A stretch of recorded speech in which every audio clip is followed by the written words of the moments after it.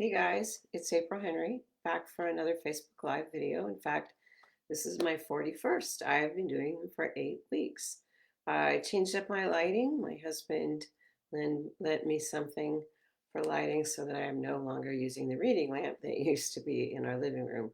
I'm not certain about it though. I'm still not sure I like it. But you can watch all my previous videos on writing, research, and mysteries on my website, aprilhenry.com, or on my YouTube channel, which is also called April Henry.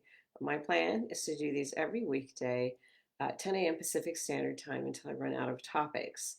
And I'm still going strong. So I have started talking about books that I'm reading. Oh, wait, this is Bel Canto by Ann Patchett. This book came out, I think, 20 years ago. I was given an advanced reader's copy. That's why it looks kind of like a giant oversized paperback. These copies are given to people, to reviewers and booksellers to try and interest them in the book. And a friend passed it along. She was the rep for Amazon, and she told me she loved this book. It was only Ann Patchett's third book. Have I ever read it? No. It was always one of those things I was going to get to, and now I've gotten to it. So I've been doing something that I never do, which is to write in the book. So like here, I've put down a passage that I particularly liked.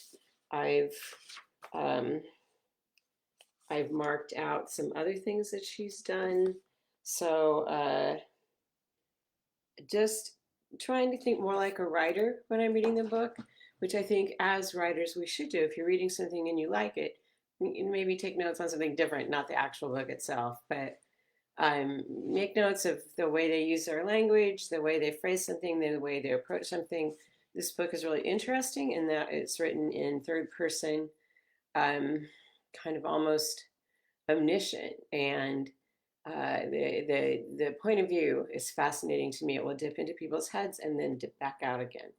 So extremely accomplished for what was only her third novel. So today, I'm going to be talking about action camera lights, which is an idea I took from an editor's blog. And then tomorrow, I'll be talking more about the questions I ask myself when I begin a book.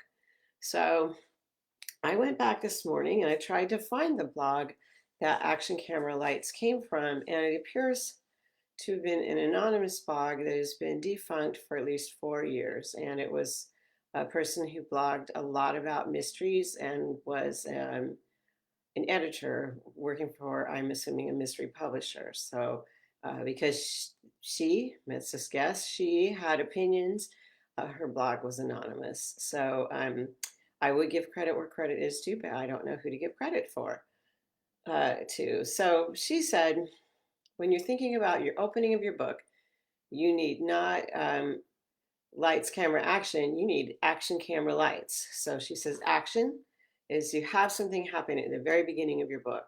Your doorbell rings, you answer the door, and a stranger drops dead in front of you.